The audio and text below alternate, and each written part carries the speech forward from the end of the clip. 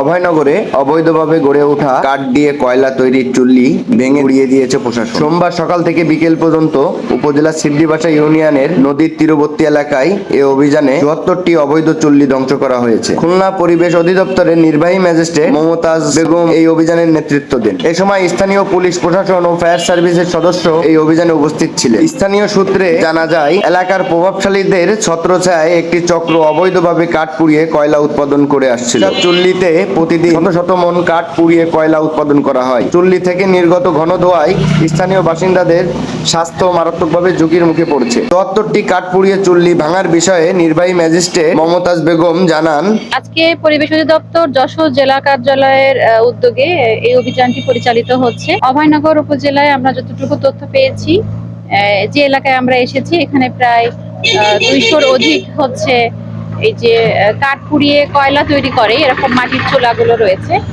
তো সকাল থেকে আমরা অভিযান পরিচালনা করেছি। এ পর্যন্ত ৭৪টি চুলা আমরা ভেঙেছি। আপনারা দেখেছেন, আমার সাথে পুলিশ আছে, আনসার ব্যাটালিয়ন আছে।